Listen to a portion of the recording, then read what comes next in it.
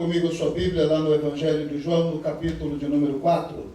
Evangelho de João, capítulo de número 4.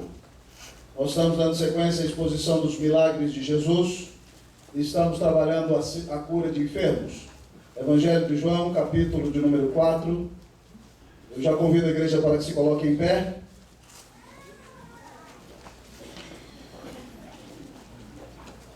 João, capítulo 4. Nós faremos a leitura a partir do versículo 46. Lembre-se de deixar o seu celular no modo silencioso, em nome de Jesus. Evite caminhar na mensagem. Às vezes tem gente que acha, não vou caminhar porque o pastor é bravo, ele não gosta que caminha. Está tudo errado. Você não tem que caminhar porque Deus está falando com você. E esse é o momento mais precioso da terra para o seu coração. Você vai ouvir a palavra de Deus.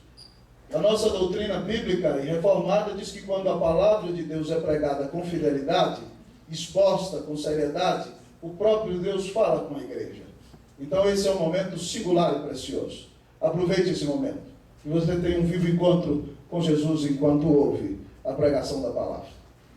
João 4, a partir do versículo 46. Assim diz a palavra do Senhor. Dirigiu-se de novo a Caná da Galileia, onde da água fizera vinho. Ora, havia um oficial do rei, cujo filho estava doente em Cafarnaum.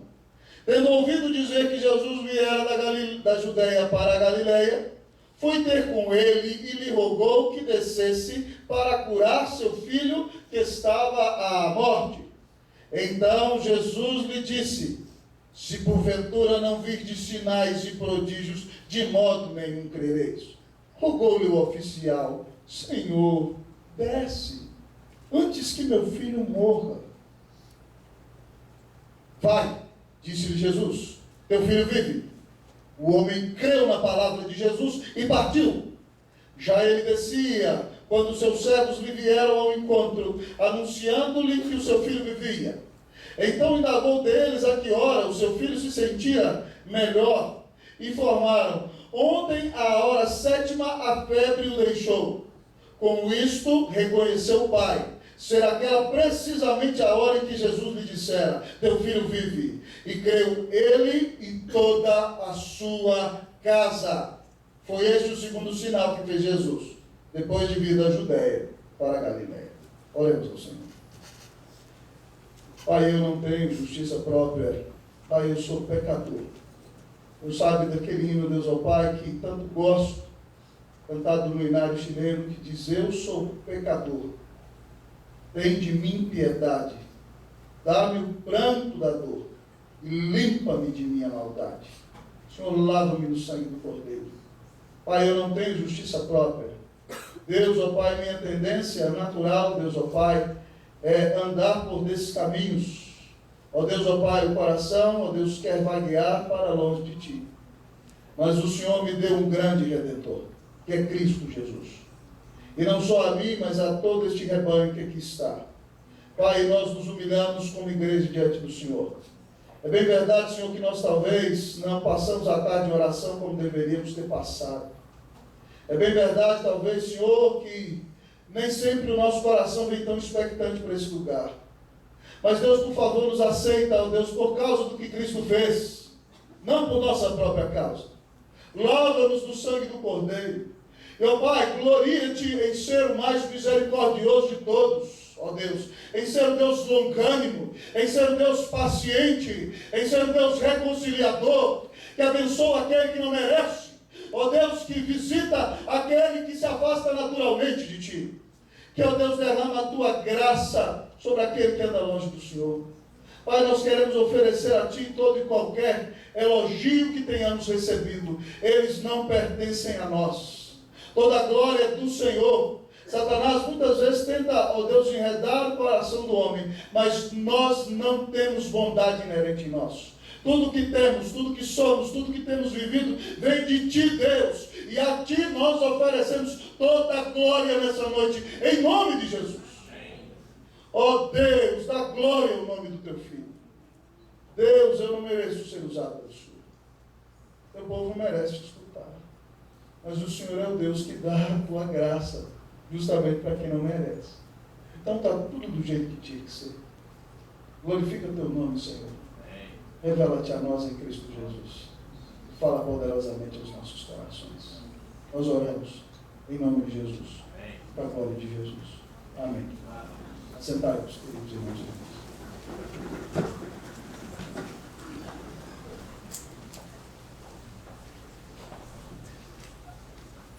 Filhos nos levam a orar.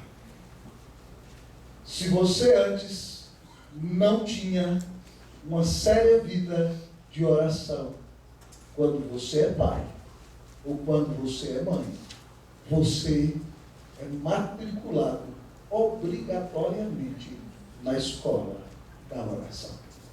Eu me lembro, amados irmãos, quando Davi, ainda pequenino no Chile, no seu primeiro ano, contraiu uma mononucleose infecciosa. Davi, todo pai acha isso do seu filho. Era um dos meninos mais sorridentes que eu já vi. E resplandecia alegria em seu rosto.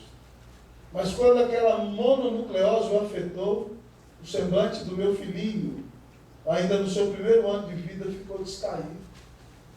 E ele ficou mole. Quando eu chegava em casa, ele se agitava, sorria, ele não reagia. Ele tinha febre. Nós o levamos em um dos melhores médicos de Santiago do Chile, que é presbítero lá da igreja que nós pastoreamos.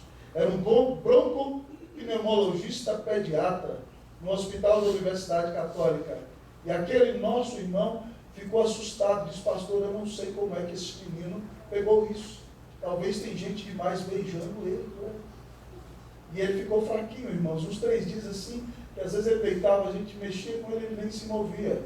E pelo susto do doutor, eu falei: meu Deus, não leva meu filho, não. E aqueles 3 dias, irmão, eu orei como nunca na minha vida. Eu finquei o meu joelho no chão e ele estava deitado à noite no berço, eu de joelho orando. Eu de dia orava, eu à tarde orava, e eu à noite orava: Deus, não leva meu filho, não. E o doutor disse: nós vamos dar o remédio, mas ele é pequenininho, só Deus. Só Deus. Quando o doutor fala assim, só Deus, o negócio é sério, não é? É complicado. E nós oramos, irmãos. Eu chorava, eu chamava a Cleusa, impunha as mãos sobre meu filho: Deus cura meu filho, abençoa meu filho. E graças a Deus, Deus curou meu filho. Mas como você tem enfrentado os grandes problemas que batem a porta do seu coração, que batem a porta da sua casa, que rondam a sua vida? Nesse texto que nós lemos, nós encontramos um pai, quase tão desesperado como eu estava naquele dia. O texto nos conta que Jesus voltou de Jerusalém. Você se lembra que ele passou em Sicar, cidade dos samaritanos, pregou para aquela mulher adúltera e ganhou quase toda a cidade para o próprio Senhor. E Jesus volta para Galiléia. Aqui o texto não diz que os discípulos voltam com ele. Você vê Jesus sozinho na cidade de Caná, onde realizou o seu primeiro milagre.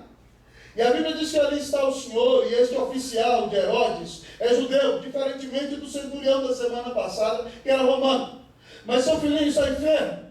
A Bíblia diz que a enfermidade é tão grave que é quase à beira da morte. E aquele homem se desloca, amados irmãos, da cidade de Cafarnaum por 32 quilômetros para se encontrar com o Senhor Jesus. Nós não sabemos se ele vai num lombo, num burro, num jeito, ou se ele vai caminhando. Mas é uma viagem de 32 quilômetros e a pé exige um certo tempo. E ele chega ali, amados irmãos, na hora 7ª, a princípio da tarde, para se encontrar com o Senhor Jesus, e conta a Jesus o que o seu filho tem, e que está quase à beira da morte. E, amados irmãos, a ideia do contexto não fica tão claro, mas parece que a multidão que cerca Jesus fica curiosa, expectante. E o homem diz: vamos comigo lá curar meu filho. São 32 quilômetros, irmãos. E aí a multidão fica: o que ele vai fazer? E todos já esperando para ir. É impressionante, curioso, tem em qualquer lugar. Você já viu um acidente que tem na esquina, de repente é bom formigueiro, tem 20, 100, 30, 40 do lado. E ali Jesus tinha sempre os curiosos ao lado dele. E de repente, então, fica ali a multidão, e Jesus, chateado com a multidão, diz: se não virdes sinais e prodígios, de modo algum crereis. Sinais, amados irmãos, são sinais que revelam quem Cristo é. Prodígios são os milagres, é a mesma coisa. E quando Jesus está pregando e repreendendo a multidão, ali aquele homem se humilha e diz: Senhor, vamos, meu filho está quase morrendo, Senhor, vamos comigo. E Jesus, amados irmãos, para surpreender a multidão que quer ver o sinal, mas não verá o sinal, ele diz: vai, teu filho vive. E o texto é impressionante ao dizermos que o homem creu e foi.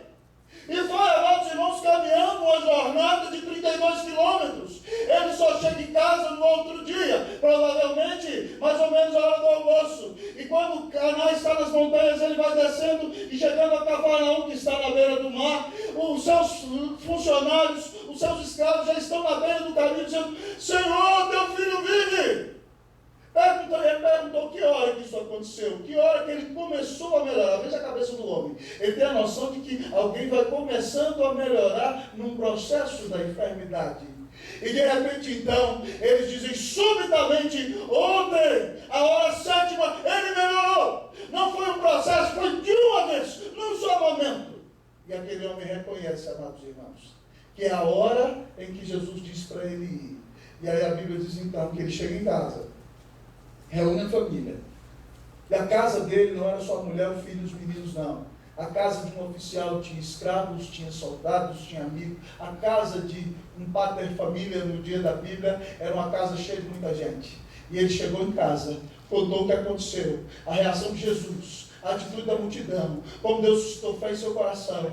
E de repente ali naquele momento, já convertido, ele prega o Evangelho. E a Bíblia diz que toda a casa daquele homem crê no Senhor. E esse já é o segundo milagre que Jesus faz em Caná da Galileia. Ao olhar para a vida desse homem, amado irmão, eu aprendo de parte do Senhor como enfrentar os grandes problemas da vida.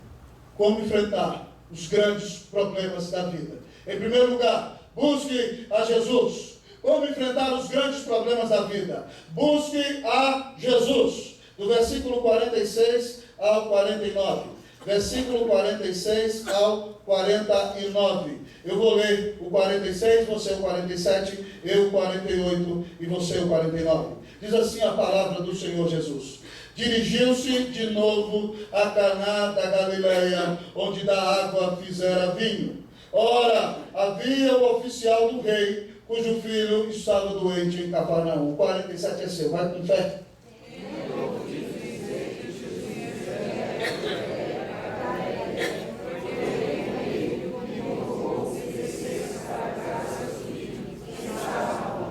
Então Jesus lhe disse: se porventura não vides sinais e prodígios, de modo nenhum crereis. Vocês 49?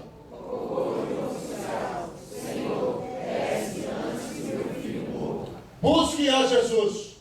Nós aprendemos, amados irmãos, que para enfrentar os grandes problemas da vida, revelando assim a nossa fé, nós devemos buscar a Jesus. Amado irmão, quem tem filho faz qualquer sacrifício. Para aquele homem não é problema algum sair de Cafarnaum, uma região fresca, gostosa, que recebe a brisa do mar da Galileia, subir a montanha para um ar mais rarefeito. Talvez numa tarde ensolarada, ele vai a pé.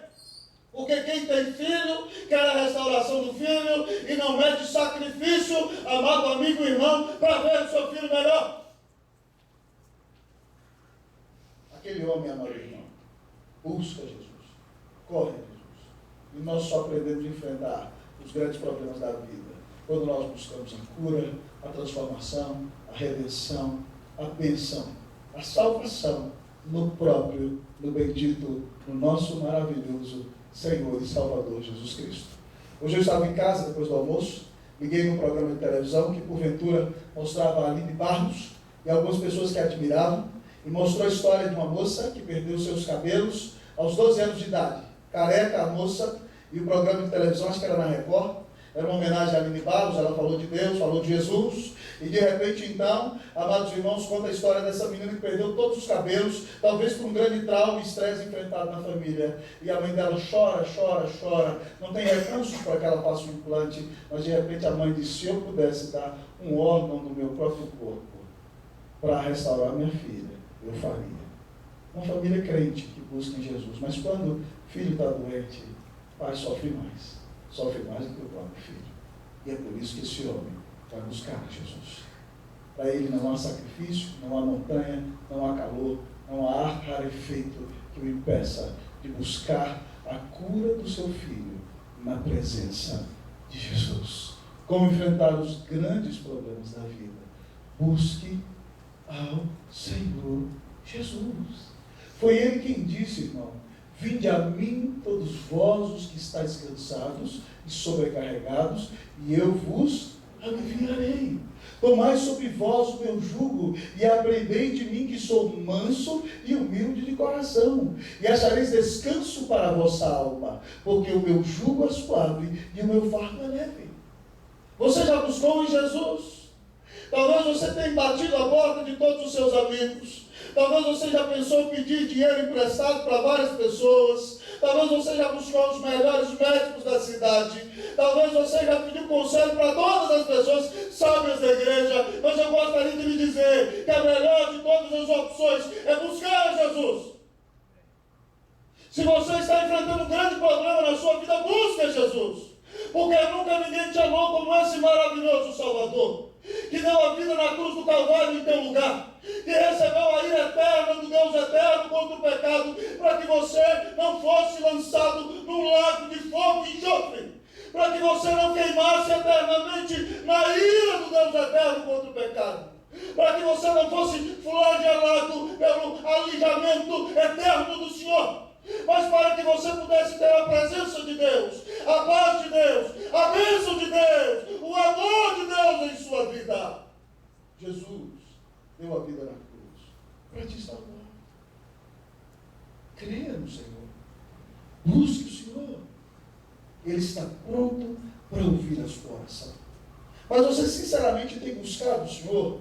Irmãos, essa semana eu li um autor que ele faz uma comparação. Ele diz que muitas vezes, parece até pagã, mas não é não. Vir ao culto é como você ir a uma viagem de avião. De repente você tem que, para ir à viagem de avião, você tem que chegar, se é um voo doméstico, 1 hora antes. Se é um voo internacional, mais de 2 horas antes.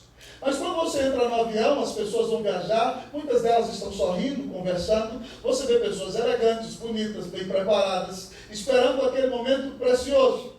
E elas, se fazem uma boa viagem, elas sobem, se alimentam, comem, alguns leem, alguns dormem, outros conversam. Mas quando o avião pousa, eles geralmente dizem: que bom voo, graças a Deus nós estivemos aqui. E geralmente os crentes, quando vêm ao culto e ele está no âmbito da normalidade, ouvem uma boa palavra e dizem: que bom estar nessa igreja nessa noite, que boa palavra, nós conseguimos chegar ao fim daquela jornada que foi o nosso momento de adoração.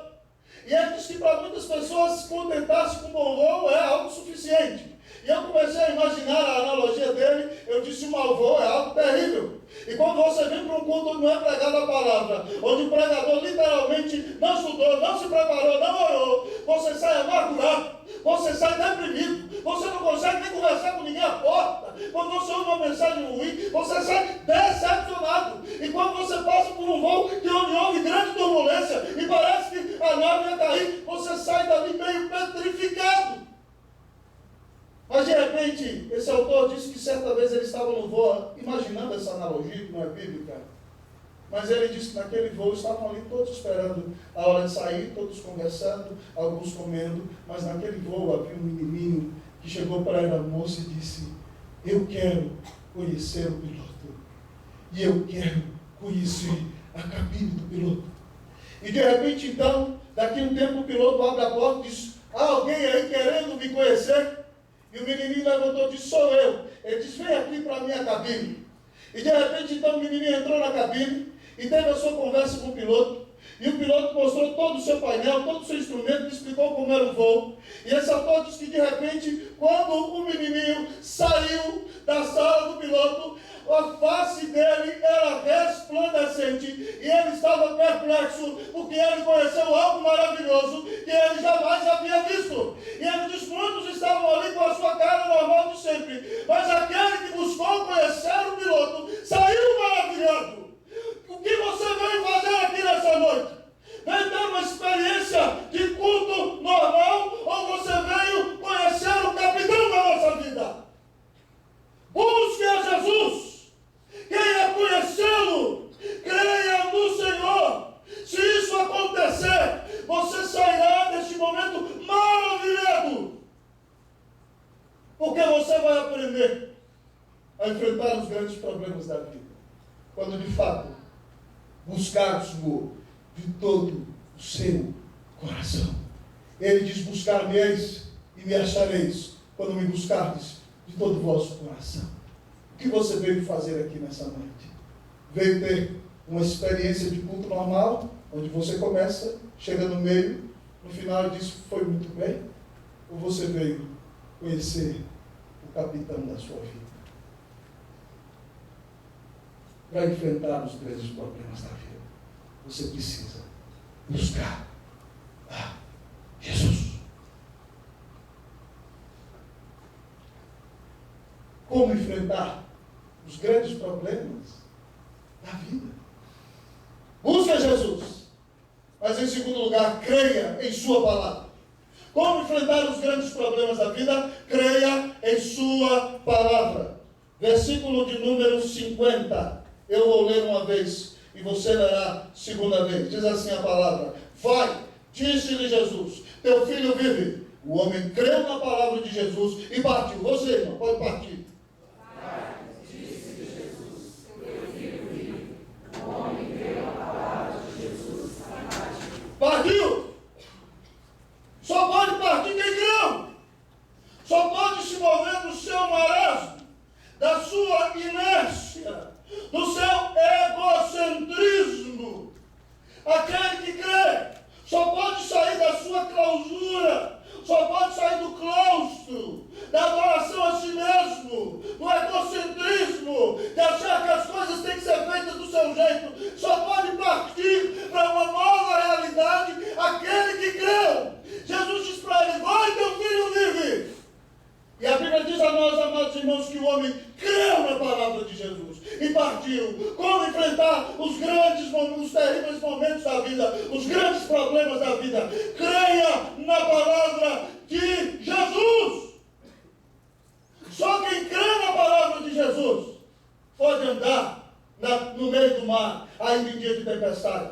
Só quem crê na palavra de Jesus pode ficar firme em dias de crise. Só pode partir para a luta aquele que crê na palavra de Jesus. Lembra daquela grande conclusão de Jesus no Sermão da Montanha? Ele diz: todo aquele, pois, que ouve estas minhas palavras e as pratica, será comparado a um homem prudente que edificou a sua casa sobre a rocha. E caiu a tempestade, sopraram os ventos, transbordaram os rios e deram com ímpeto sobre aquela casa. E ela não caiu, porque fora edificada sobre a rocha. Só pode edificar a sua vida sobre a rocha e obedecer a palavra de Deus aquele que crê que Jesus Cristo é o Filho de Deus. Aquele que crê que Deus está no controle de tudo. Aquele que crê que a palavra do Senhor é a verdade. Aquele que crê que todos os fios de cabelo da nossa cabeça estão contados. Se eu estou sem nenhum, aleluia! Ele é quem sabe de todas as coisas.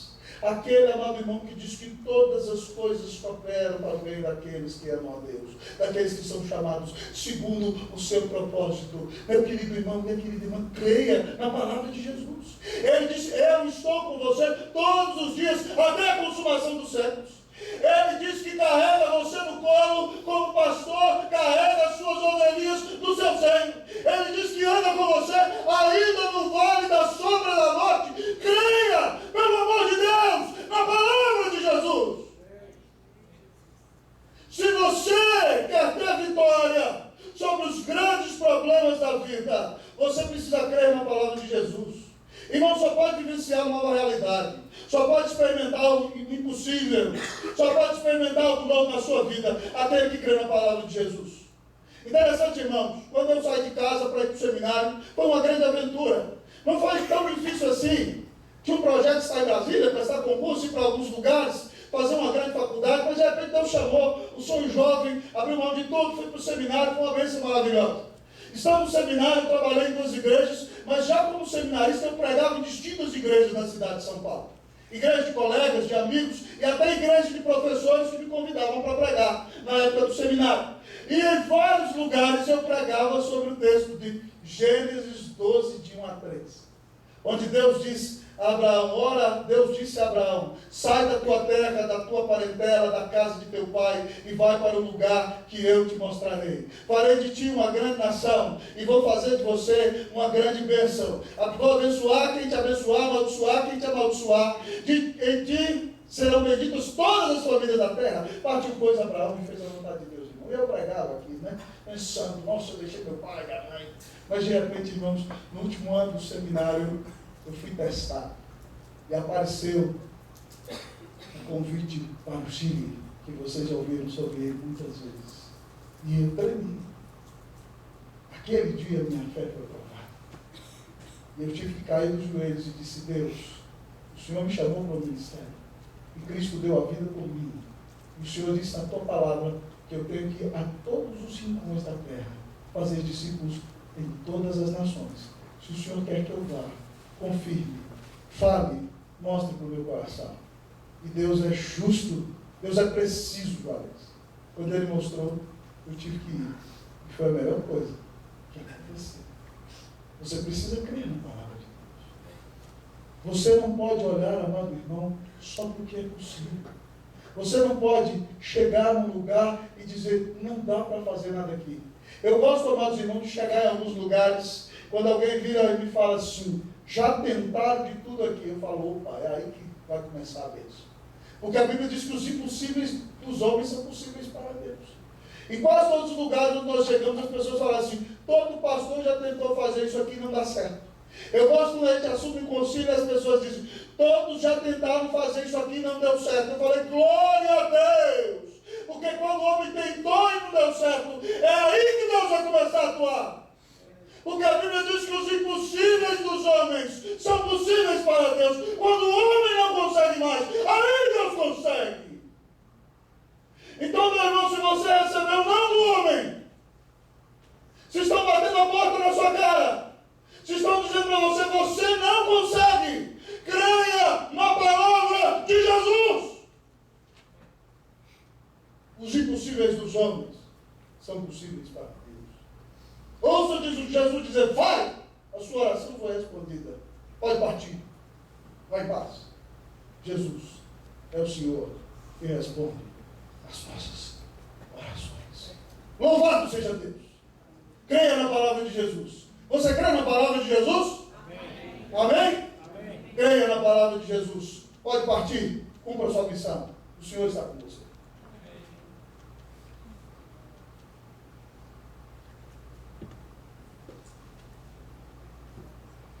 Como você tem enfrentado os grandes problemas da vida?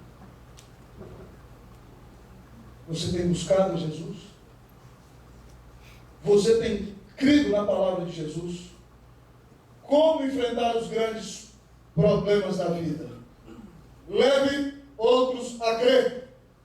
Leve outros a crer. Busque a Jesus. Creia na palavra de Jesus. Leve outros a crer. Eu quis, amados irmãos, organizar um sermão em volta da ideia de enfrentar a angústia. Mas todo o texto fala de fé. Porque só vai crer só vai pedir em oração quem crê. Só reage à palavra aquele que crê. E só pode anunciar a bênção da salvação aquele que crê. Leve outros a crer. É o que diz o resto do texto. Vamos ler aí, amados irmãos, do versículo 51 até o versículo de número 54. Do versículo 51 até o 54.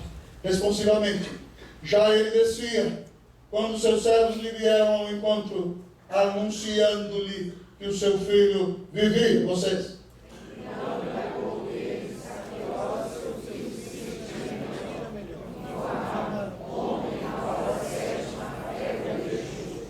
Com isso reconheceu o pai ser aquela precisamente a hora em que Jesus lhe dissera, teu filho vive, e creu ele e toda a sua casa. Foi este o segundo sinal que fez Jesus, depois de vir para Galileia. Irmão, preste atenção comigo aqui. Esse versículo é maravilhoso, esse texto é maravilhoso. Foque comigo no versículo 48. Jesus disse, se não virdes sinais e prodígios de modo algum, crê. Depois do versículo 50 que eu li com vocês, diz que o homem creu. Depois, o versículo 53 diz que creu ele e toda a sua. Creu. Está falando de crer. Por isso a palavra repete. E o texto diz a nós, amados irmãos, que aquele homem, depois que Jesus deu a palavra, eu não sei se ele dormiu no meio do mato, se ele passou na casa de um fazendeiro. Mas ele teve que dar uma paradinha, eu acho, e no outro dia de manhã ele desceu a montanha. E quando ele foi chegando perto da casa dele, amados irmãos, os criados já estavam na metade do caminho, dizendo: Senhor, teu filho vive. Ele disse: que hora que ele começou a melhorar? Ontem, na hora 7ª do dia, ele melhorou subitamente. O nosso texto diz aqui: ontem, na hora 7, a febre o deixou. A febre, subiu a febre. Não foi aos poucos, foi subitamente, num só minuto. Com isso, aquele homem reconheceu, amados irmãos, você precisa a hora que Jesus lhe tinha dito: teu filho vive. E sabe o que ele fez? Chegou lá, reuniu todo mundo disse: o que aconteceu? Ontem, na hora 7ª do dia, o menino foi curado. Ele disse: senta aqui, chama todo mundo, manda as mulheres lavar as panelas lá na cozinha, chama lá quem está cuidando do gato. O texto não diz, mas eu estou imaginando. Chama lá quem está capinando lá no fundo do terreno, chama quem lá que está lançando a semente. Nós vamos começar aqui o primeiro culto presbiteriano evangélico na minha casa. Aleluia! E de repente, então, ele reúne o povo, amado irmão, e disse: Jesus Cristo é o Filho de Deus. Meu filho estava doente, eu subi com um caminho de dificuldade, eu cheguei cansado, chamei o Senhor para curar que meu filho estava morrendo, e de repente Jesus começou a pregar no meio da história para o povo, dando uma cura em todo mundo. Eu fiquei desesperado, me humilhei e falei: Senhor, meu menino vai morrer, foi comigo. E de repente, então, está todo mundo achando que ele é um profeta qualquer, que chega e bota a mão e cura, mas ele é diferente. A 32 quilômetros de distância, ele disse: vai, teu filho vive. E naquela hora, vocês me dizem que a febre abandonou o nosso menino. Jesus é diferente de todos. O tempo, a distância não é barreira para ele. Em qualquer lugar da terra, em qualquer rincão do mundo, em qualquer hora do dia, Jesus Cristo é o Filho de Deus. E ele pode realizar tudo aquilo que ele quiser. Irmão, Jesus é glorificado nessa situação.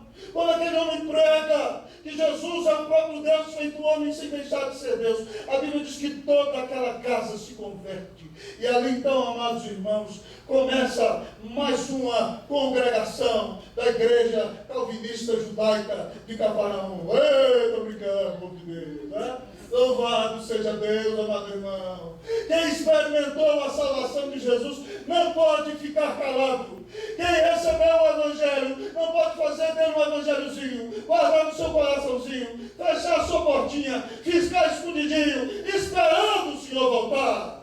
Não existe lugar para 007 no reino de Deus. Você não é Bond, James Bond. Você não é agente secreto do Senhor. Quem conhece a Deus, quem conhece a grande obra de Jesus na cruz do Calvário e sua ressurreição, quem recebeu sua grande salvação, não pode ficar calado.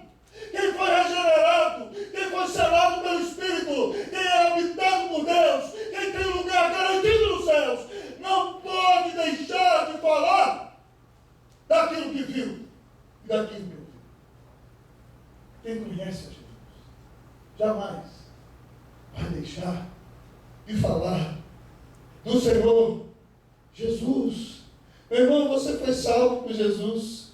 Você conhece a salvação de Jesus. Será que você anda escondendo essa salvação? Minha pergunta: você recebeu a salvação? Porque você se entendeu o tamanho da obra de Deus por você. Se você entendeu um milésimo desse amor infinito, se você entende que é amado, se você entende que é aceito, se você entende que é perdoado, que você foi justificado, que te libertaram dos seus crimes no tribunal, ainda que você merecesse condenação. Se você entende que Deus anseia, anela pela comunhão com você. Se você entende que tem paz de Deus na alma e não deve nada para ninguém. Como não falar daquilo que temos visto e daquilo que temos ouvido? Como calar-se acerca deste maravilhoso amor? Como podemos ser egoístas a ponto de não levar o nosso grande Deus e Salvador aos nossos familiares, àqueles que nos cercam, àqueles que estão próximos de nós? Aquele homem espontaneamente fala, porque ele não só recebeu a cura de seu filho, mas recebeu a grande bênção da salvação. Paulo, amados irmãos, o grande perseguidor do cristianismo, Saulo de Tarso, se transforma em Paulo, o maior pregador do cristianismo depois de seu Senhor. O maior inimigo se torna um grande discípulo. Aquele que matava por ódio a Cristo, agora vai dar sua vida por amor daquele que por ele morreu na cruz. E esse Paulo diz a nós em 1 Timóteo 1,15 o seguinte: fiel é esta palavra e digna de toda aceitação, que Cristo Jesus veio ao mundo para salvar os pecadores, dos quais eu sou o principal. E por isso ele me concedeu a sua grande misericórdia, para que se evidenciasse em mim a sua completa longanimidade, para que eu, principal, servisse de exemplo, para que outros pudessem receber essa salvação e essa misericórdia. Paulo está dizendo que ele terrível pecador é redimido, para que todos entendam que não há pecador tão sujo que Jesus não possa limpar. Não há pecador tão perdido que Jesus não possa achá-lo. Não há pecador tão distante que Jesus não possa alcançá-lo. Jesus vai resgatar todos aqueles pelos quais ele morreu. Todos aqueles que Deus escolheu soberanamente antes que existisse o mundo. E você tem o privilégio de ser agente de Deus nesse processo maravilhoso de resgate dos filhos do Senhor, anunciando o Evangelho da graça, anunciando que o Senhor é reto e nele não há justiça alguma, anunciando que o meu Senhor é o caminho, a verdade e a vida. Ninguém vem ao Pai senão por ele. Leve outros a Jesus. Diga aos seus amigos: venham, venham, tomem as mãos, vamos conhecer o Salvador. Ninguém é tão maravilhoso como esse bendito Senhor. Vamos, venham, venham, juntamos-nos todos aos pés daquele que nos amou, que deu sua vida na cruz por nós. Como enfrentar os grandes momentos da vida, dando testemunho, anunciando o Evangelho, levando a outros que estão sofrendo igualmente conosco, aquele que sofreu de uma vez por todas, para que nós não sofrêssemos na eternidade, longe da graça de Deus. Ao final dessa palavra, irmão, eu cito para você um texto de C.S. Lewis que eu li num livro essa semana, e até postei na página do Face que os meninos do Ministério de Comunicação fizeram para mim, porque não dá tempo de ter perfil, né? Ficar conversando, mas treinar uma página de figura pública que eles fizeram. E a frase de C.S. Lewis diz o seguinte: almeja o céu, e Deus te dará a terra como brinde. Almeja a terra, e você não terá nenhum dos dois. Onde está a esperança da sua vida? Como você tem enfrentado os grandes momentos de angústia? Busque Jesus. Creia em sua palavra. Leve outros ao conhecimento da grande salvação que recebemos na pessoa maravilhosa de Jesus. Louvado seja Deus. Que Deus nos dê vitória em nossos momentos de angústia. Em nome de Jesus. Para a glória de Jesus. Que Deus te dê vitória no dia de angústia. Em nome de Jesus. Vamos orar ao nome de Deus. Perdi até a noção de hora. A hora do culto. Não deu. Quando Deus fala, não tem que falar, não. Já é. Fica em pé, vamos terminar o culto. Fica em pé. Nós vamos orar.